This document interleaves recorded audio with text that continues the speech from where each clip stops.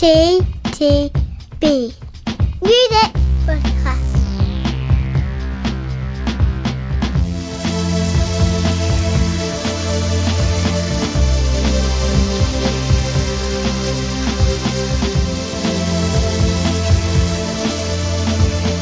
Hello. Hello.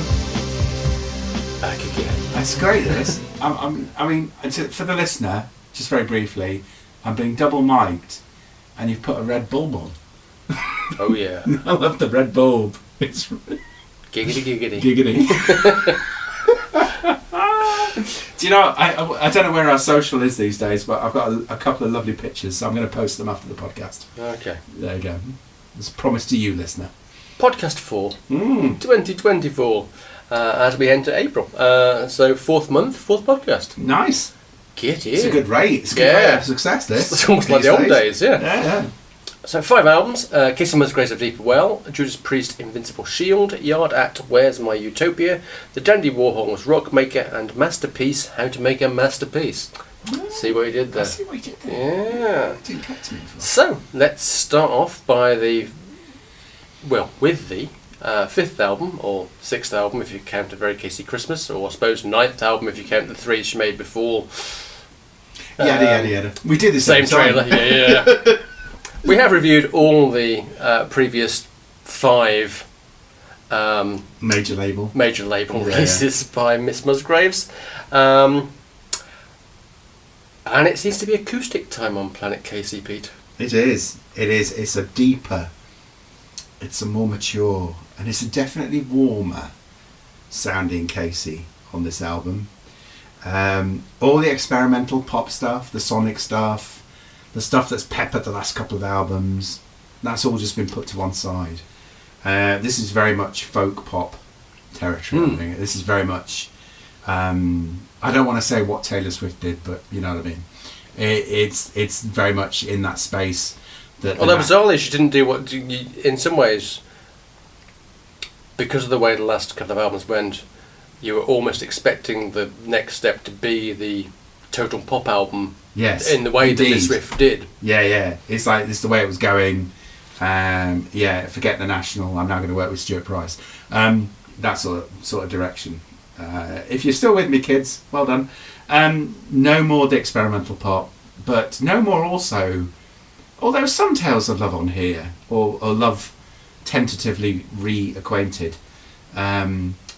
But no more inevitable heartbreak or divorce. I think that's also been put very much to bed, except in the sense that there's very much a reflection on this album about a much more mature artist, a Kacey that was obviously always there, but is now clearly into that decade of her life where she's sort of looking backwards a little bit, thinking, "Oh, that was all good. That was all fun.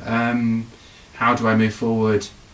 I get nostalgic about. There are nods to the past, I think, here as well. Definitely.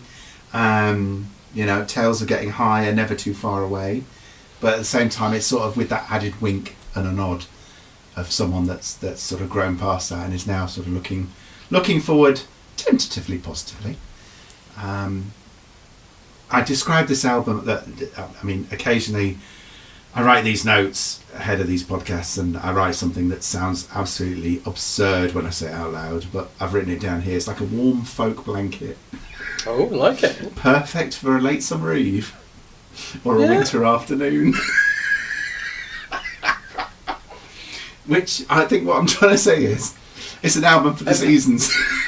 If you've been using AI to create your notes, please. No, but it sounds like that AI might do a better job. Look, I really like this album. It's all great. I've obviously got my list of tracks here at the end that I really like the album. Okay. I hope that's coming across.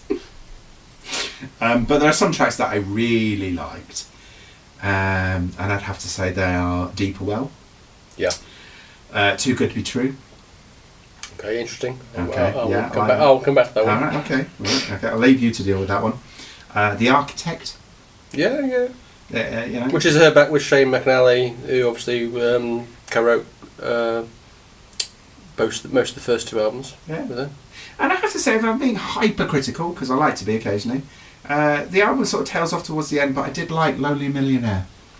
which is the kind of solely, the really kind of solely kind of like Yeah. I can imagine that being really popular on radio. Yes. How's that feel? So Yeah. there you go.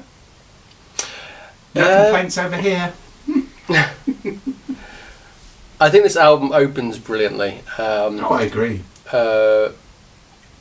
Cardinal, and then the title track, Deeper Well, which you mentioned, which I think is the best song on the album, both lyrically and musically.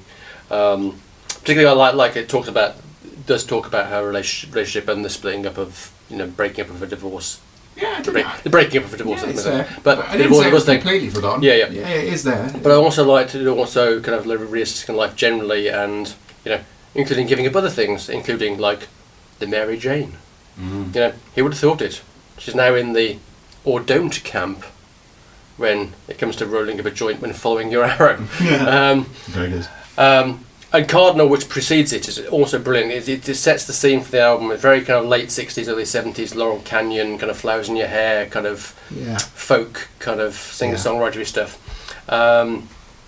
Which has that feel throughout the whole album, even though the album was actually recorded in New York, so East Coast rather than West Coast. New York gets a mention at one point as well. It does. Interestingly, you mentioned Too Good to Be True, which is the third track on the album, and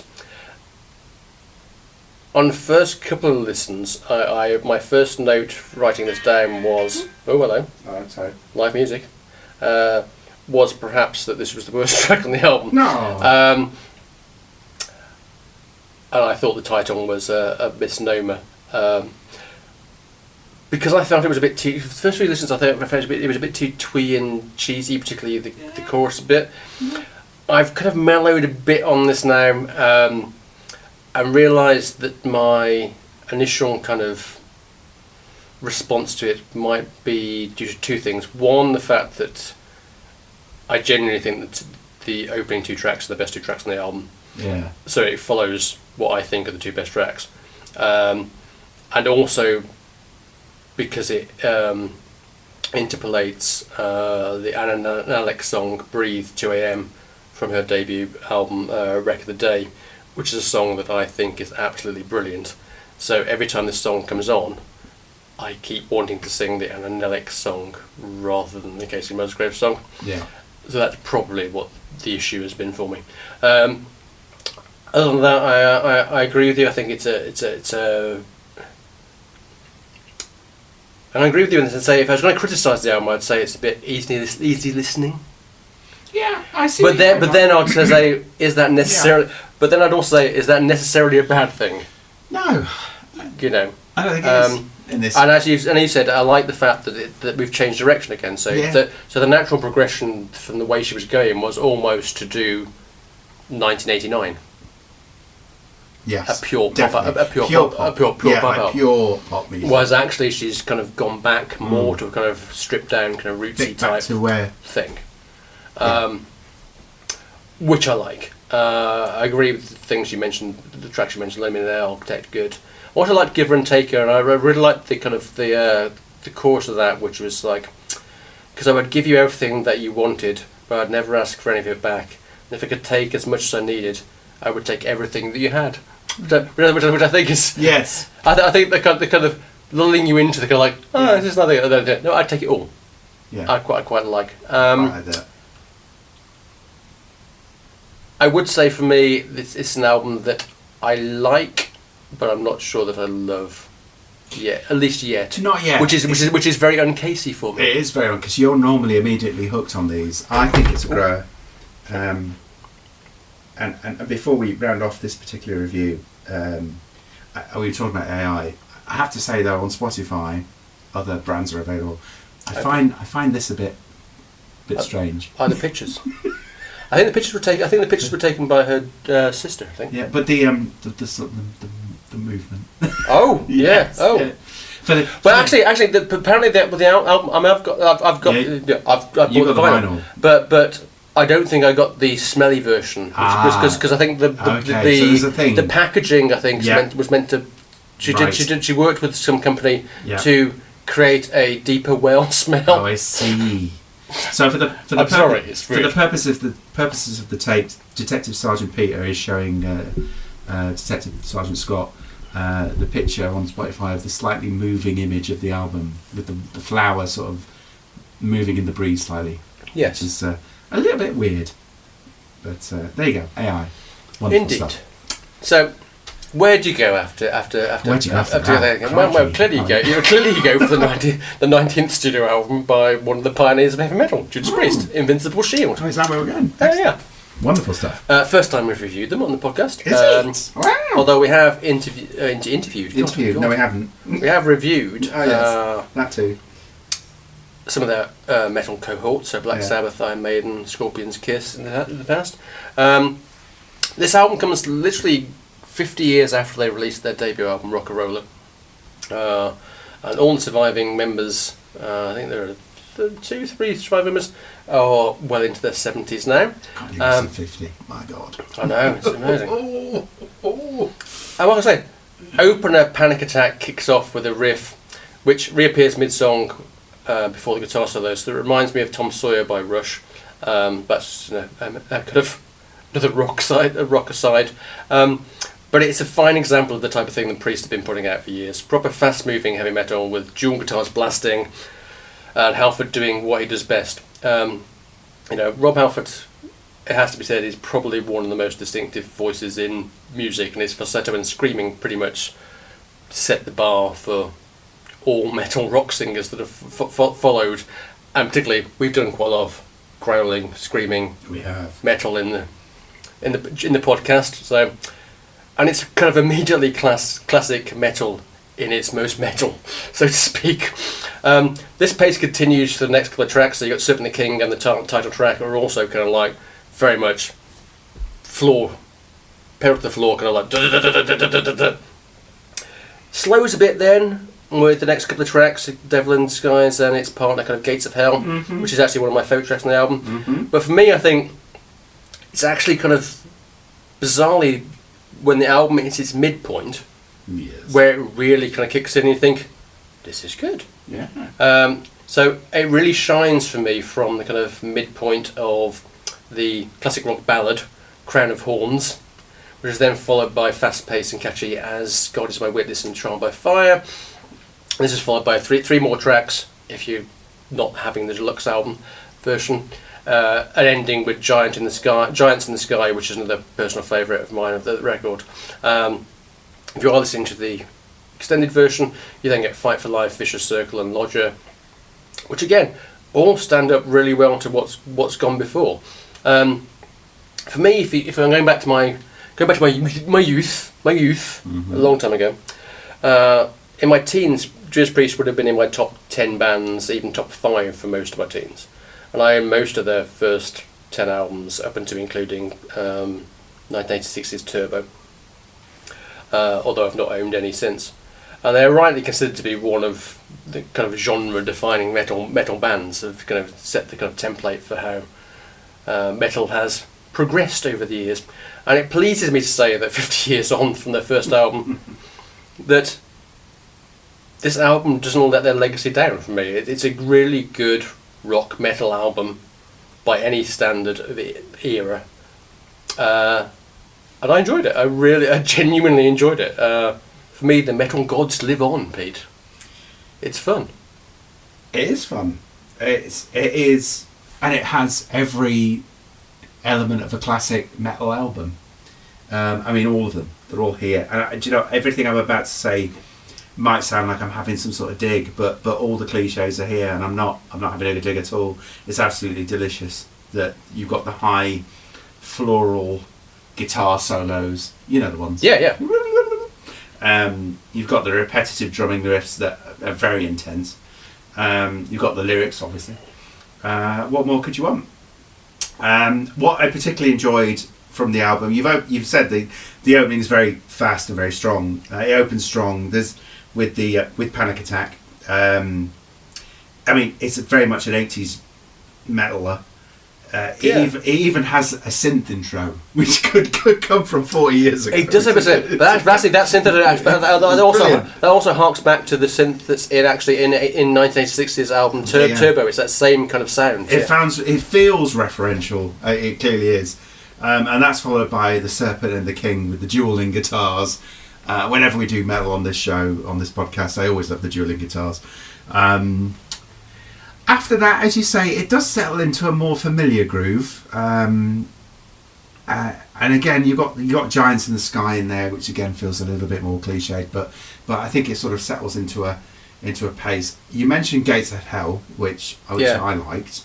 I also like Crown of Thorns, which is the classic midpoint, slightly slower one. Yes. Definitely not a ballad, but you know what I'm getting at.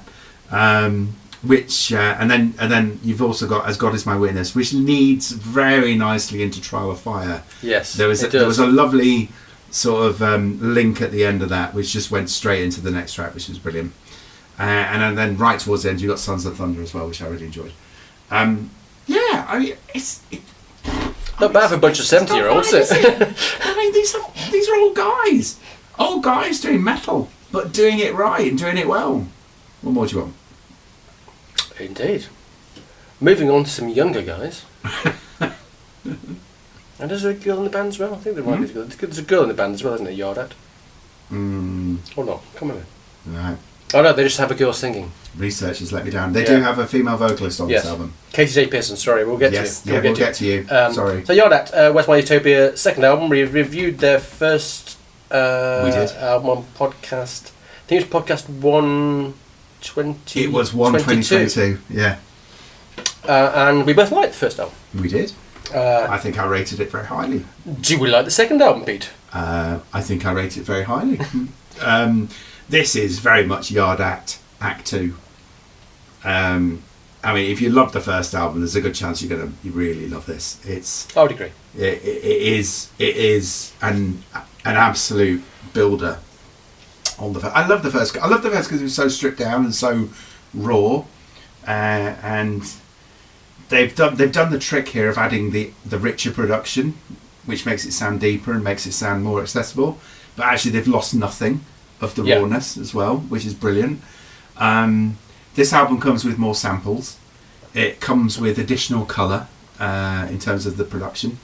It has even subtle shades of Hot Chip dropped digitally in here and there. Ooh, and didn't mention Hot Chip. Yeah. There's also loops and bits reminiscent of Gorillaz as well, which Gorillaz tick. Go Gorillaz, yes. So this added pop sheen, particularly the opener and Illusion, and they even mock it. And is it track 2? We Make Hits. Yes. And even at the end, he says, "If this isn't a hit, it was ironic." We're being ironic, yeah.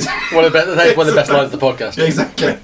You know, it's a great sequel to the original. I also really liked. There's a few tracks I really liked. The Dream Job, Fizzy Fish, Down by the Stream. Down by the Stream was interesting because that really did hark back to the debut in terms of that sort of storytelling. Well, about bullying and being actually being the bully. Being a bully and also being bullied. And it sort of drops in that second voice. I love that. Was it Pete Purtington of Parlington and Dougie Duggington and Pete's cousin Dean? You remember Dean? Yeah. All of that. I loved all that. I think it's in Broadway. It might be from Milton Keynes. Yes, exactly. Which is such a northern thing to say. Coming from north. Blackpool Illuminations, speaking of which. Oh my God, yes. Fresh back from there myself. That was brilliant. That was just a brilliant, clever use of the couch technique. You know, like when you telling a story and then someone answers back like you are actually telling the story. Well, it's like a therapy session, isn't it? Yeah, it's like therapy. You know, it's like self-esteem all over again. Indeed. It is, and I love that. And of course, it also linked to, being a son but also being a father. And then there was that line about the band's progress right at the end as well. Yeah. So why the fuck are they wondering what wankers would think of album 2? Exactly. And then you've got the amazing The Vineyard for the North. Probably the most positive song about climate change I've ever heard. I think I might have done spoilers. Pete, what's your favourite album of this podcast? It's probably this one. Is it Andy Warhols? I agree with everything you've said, actually. Yeah. Which is obviously going to be annoying for most of our listeners and going, again? Again? Can you disagree more often? Occasionally. We do disagree We used to occasionally. disagree But a lot more more, often. it's just occasionally. I agree, this continues the fun quirkiness of their debut. But as you say, I think it's much more musically daring and varied. Yes. As you say, you've got rock, pop, hip hop, and more. So for me, I was thinking we're going from Talking Heads to the Streets, to Gorillaz, to Ian Joy and the Blockheads, and first the other people along the way. My favourite track you actually didn't mention, which is probably The Undertow, Right. which I really like, possibly because it's more catchy and just kind of it's possibly, along with Dream Job, probably the most commercial Yes. Okay. Yeah. thing of them. Although I do like When the Laughter Stops, which does feature, as sort of mentioned a minute ago, Kacey J. Pearson, who is a fellow Brit with a couple of albums to her name, and I think actually the introduction of the female vocal into their oeuvre works remarkably well. It does really well. I like that a lot. I just say Black People in the Nations is just it's basically a spoken word. We've had lots of spoken word stuff in this pods over the last 4 or 5 years. It's like someone doing spoken word. Okay, fine. And I said it just felt like a therapy session. He's going, I'm going to give you this thing from my childhood that's affected me for the whole of my life. But it's almost a little bit of arch irony about it as well. Absolutely. Yeah, there's that moment like it was just like, what's your greatest fear? My greatest fear is being buried at the bottom of a lake and drowning. Do you want to talk about that? No, I'd rather get back onto the... Yes. To be honest, I was laughing. I was literally lolling in real life. Yeah, that's what I was like. I was thinking, yeah, I'm with you there. Yes, but let's talk about something else. Yes. Yeah. Let's talk about something else. Dandy Warhols, Rockmaker. 12th studio album by the Dandy Warhols, a band who are still probably best known for songs like Bohemian Like You and We Used to Be Friends, which, funny enough, we heard about literally about an hour ago in our pre podcast drink. And it used to be the theme tune for Veronica Mars, for anyone that was fans of that. You're particularly a massive fan of that show. It was a brilliant show. I never saw an episode. Yeah. Not talking to you anymore. So yeah, that's obviously We Used to Be Friends. A long time ago, We Used to Be Friends. This is a long time ago. Distortion Was My Friend. Yeah. We're gone fuzzy on this record, and I have to say, until this morning, I think I was probably going to dismiss this album as mostly tedious and unengaging. Oh, you've been wrong. But the lesson of multiple listens, Pete, has stepped in to prevent this. Good. Possibly. Yeah. And I think it's possibly because the album kicks off with what is quite dirgy and repetitive music from the opener, Doomsday Bells, Tonic Wine, and the puntastic Danzig with Myself, latter of which features Frank Black, one of 3 guest artists on the album. And indeed, to be fair, could be a Pixies tune. It is very much... You could imagine it on a Pixies album without any kind of thing, which makes it quite fun for that kind of reason. Album does have lighter, poppier moments, to be fair.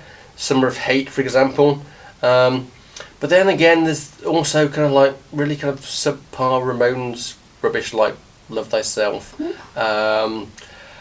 Debbie Harry crops up again, just as well, to lift I Will Never Stop Loving You from being very much a slow dirge, as seemingly sung by Frank Zappa's Central Scrutinizer. I'd like to home My Problem, one of my favourite tracks on the album, because it reminds me more of their 90s material, but only with additional slash. And who doesn't want some additional slash in their life? Want that? Yeah. And obviously alcohol and cocaine, marijuana, nicotine, nods, lifts, burrows, depending on your point of view, somewhat heavily from Queens of the Stone Age, feel good hit for summer, but also is one of the better points of the album.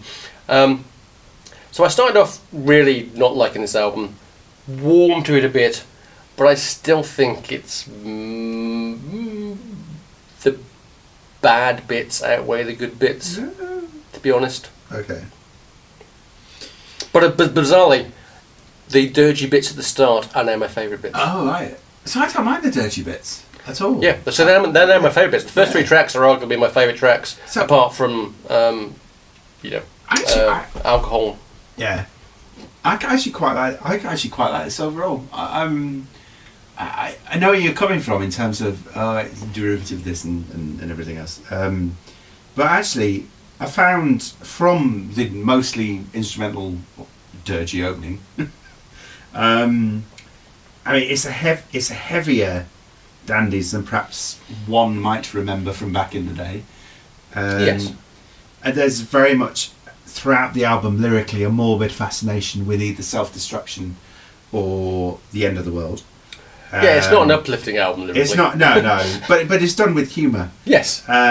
So in particularly Danzig with Myself, which you mentioned, root of all evil, and Real People. I think that really comes through. I also like The Cross, which is the sort of Dandies do industrial. I don't mind a bit of industrial, even if it's lightweight. Obviously, alcohol. That didn't work for me. It worked for me fine. Alcohol, cocaine, marijuana, and nicotine, all very good. I did actually like the old. I've written here old-fashioned rock. Forgive me. Of Summer of Hate and I'd Like to Help You with Your Problems. I actually didn't mind. Yeah, I like that with your problems. I think it's good A bit fun. more sort of enjoyable, a bit more accessible. And Love Thyself towards the end. No, I took that over the Debbie Harry one, to be honest with you. I mean, Debbie Harry, great. Obviously. Well, Debbie Harry is great. Yeah, Debbie Harry is the great. Debbie Harry is the greatest. She is the best thing on the featuring Debbie Harry song. Yeah, she is on the featuring Debbie Harry song, but I took that one as pretty conclusive in the final third. So overall, my opinion of this album is probably better than yours. I think it certainly is. So let's move on to the last one, Masterpiece. How to Make a Masterpiece. Debut album by Masterpiece, also known as Peace Kacey, a Brit. So yeah, fun pop indie album, Pete. Yeah, I love fun pop indie albums. I love modern indie albums, and this one certainly starts modern and indie. This will be the one. This will be the one with the references in that we could have mentioned in So the many references. in the bar. Again, in the previous venue we were at, for the first time in a very long time, they played Hard-Fi, and both you and I looked at each other and went, "Yep, that comes up in the podcast." And they'd also played Block Party And just Block before. Party, We went, and that, Definitely in the ballpark here. I also want to pull out late 90s Blur, particularly around the track Lodge. In particular, is very much in that place. But overall, I was going to say, indie pop moves along with pace, but actually, as the album progresses, I think there's definitely more originality coming through. I actually think the second half of the album, as such, is stronger than the first. I think once it sort of finds its feet, you get a masterpiece album, which. New to us, but actually is really good. I really like the tracks. Panic 101. Sick in the Bathroom. I love Sick in the Bathroom. Start You Up. It's quite good.